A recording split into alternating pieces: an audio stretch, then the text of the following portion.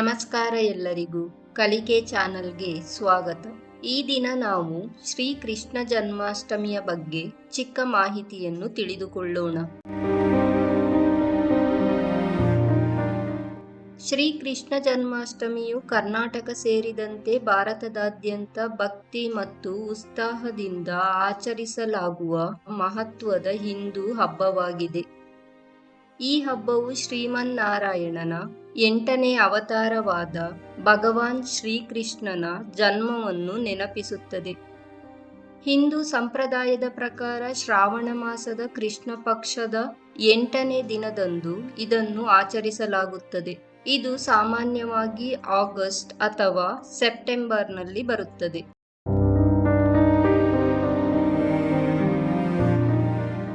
ಲೋಕದಲ್ಲಿ ಧರ್ಮವನ್ನು ಸ್ಥಾಪಿಸಲು ಮತ್ತು ಅಧರ್ಮವನ್ನು ನಾಶ ಮಾಡಲು ದೇವರ ಅವತಾರವಾಗಿ ಶ್ರೀಕೃಷ್ಣನು ಮಥುರಾದಲ್ಲಿ ದೇವಕಿ ಮತ್ತು ವಸುದೇವನ ಪುತ್ರನಾಗಿ ಕಾರಾಗೃಹದಲ್ಲಿ ಈ ದಿನದಂದು ಜನಿಸಿದನು.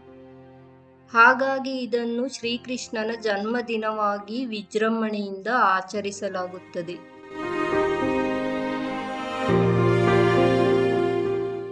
ಶ್ರೀಕೃಷ್ಣನು ವೈಷ್ಣವರ ಅತಿ ಪ್ರೀತಿಯ ದೇವರಾಗಿದ್ದು ಇವರಿಂದ ವಿಶೇಷವಾಗಿ ಪೂಜಿಸಲ್ಪಡುತ್ತಾನೆ. ಮಹಾಭಾರತದಲ್ಲಿ ಕೃಷ್ಣ ಮತ್ತು ಅವನಿಂದ ಉಪದೇಶಿಸಲ್ಪಡುವ ಭಗವದ್ಗೀತೆಯು ಅತ್ಯಂತ ಪ್ರಮುಖ ಪಾತ್ರವಾಗಿದೆ ಹಾಗೂ ಶ್ರೀಕೃಷ್ಣನ ಬಾಲ್ಯ ಮತ್ತು ಯೌವನದ ಕಥೆಗಳು ಅವನ ಸಾಹಸ, ತುಂಟಾಟ ಮತ್ತು ಪ್ರೀತಿಯ ಸ್ವಭಾವವನ್ನು ತೋರಿಸುತ್ತದೆ.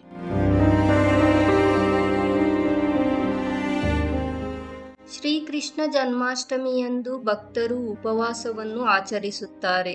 ಉಪವಾಸದ ಜೊತೆಗೆ ಭಜನೆ, ಕೀರ್ತನೆ, ಭಗವದ್ಗೀತೆಯ ಪಠಣ ಮತ್ತು ಕೃಷ್ಣನ ಕುರಿತಾದ ಪವಿತ್ರ ಗ್ರಂಥಗಳ ಪಠಣವನ್ನು ಮಾಡುತ್ತಾರೆ. ಹಾಗೂ ಉಪವಾಸವು ಅರ್ಧರಾತ್ರಿ ವೇಳೆ ಅಂದರೆ ಶ್ರೀಕೃಷ್ಣನ ಜನನ ಸಮಯದಲ್ಲಿ ಅಂತ್ಯವಾಗುತ್ತದೆ. ಈ ಸಮಯದಲ್ಲಿ ವಿಶೇಷ ಪೂಜೆಗಳನ್ನು ಮಾಡಲಾಗುತ್ತದೆ. ಭಕ್ತರು ಹೂವುಗಳು, ಸಿಹಿ ತಿಂಡಿಗಳನ್ನು ಅರ್ಪಿಸಿ ವಿವಿಧ ಭಕ್ತಿ ಗೀತೆಗಳ ಮೂಲಕ ಶ್ರೀಕೃಷ್ಣನಿಗೆ ಪ್ರಾರ್ಥನೆ ಸಲ್ಲಿಸುತ್ತಾರೆ.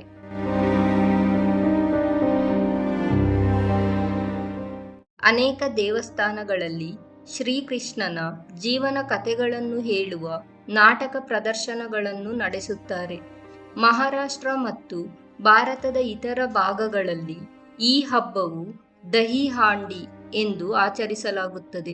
ಕೃಷ್ಣನ ಬಾಲ್ಯದ ಕಸರತ್ತುಗಳಂತೆ ಬಟ್ಟಲು ತುಂಬಿದ ಮೊಸರನ್ನು, ಬೆಣ್ಣೆಯನ್ನು ಮುರಿಯಲು ಯುವಕರು ಮನುಷ್ಯ ಪಿರಮಿಡ್ ಅನ್ನು ರಚಿಸುತ್ತಾರೆ.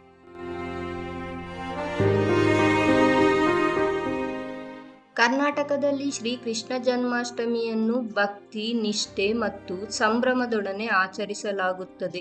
ಈ ಹಬ್ಬದ ಆಚರಣೆಯು ಬೇರೆ ಬೇರೆ ಪ್ರದೇಶದಲ್ಲಿ ಅವರವರ ಸ್ಥಳೀಯ ಪದ್ಧತಿ ಮತ್ತು ಸಂಪ್ರದಾಯಗಳ ಪ್ರಕಾರ ವಿಭಿನ್ನತೆಗಳಿರುತ್ತವೆ. ಹಾಗೂ ಉಡುಪಿಯಲ್ಲಿ ಶ್ರೀಕೃಷ್ಣ ಜನ್ಮಾಷ್ಟಮಿಯನ್ನು ಅತ್ಯಂತ ವಿಜೃಂಭಣೆಯಿಂದ ಆಚರಿಸಲಾಗುತ್ತದೆ. ಎಲ್ಲರಿಗೂ ಶ್ರೀಕೃಷ್ಣ ಜನ್ಮಾಷ್ಟಮಿ ಹಬ್ಬವು ಸುಖ ಸಂತೋಷವನ್ನು ತರಲಿ ಎಂದು ಆಶಿಸುತ್ತೇವೆ.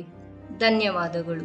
ಈ ವಿಡಿಯೋ ನಿಮಗೆ ಇಷ್ಟವಾಗಿದ್ದಲ್ಲಿ ಲೈಕ್ ಮಾಡಿ, ಶೇರ್ ಮಾಡಿ, ಸಬ್ಸ್ಕ್ರೈಬ್ ಮಾಡಿ ಹಾಗೂ ನಿಮ್ಮ ಅನಿಸಿಕೆಗಳನ್ನು ಕಮೆಂಟ್ ಮಾಡಿ.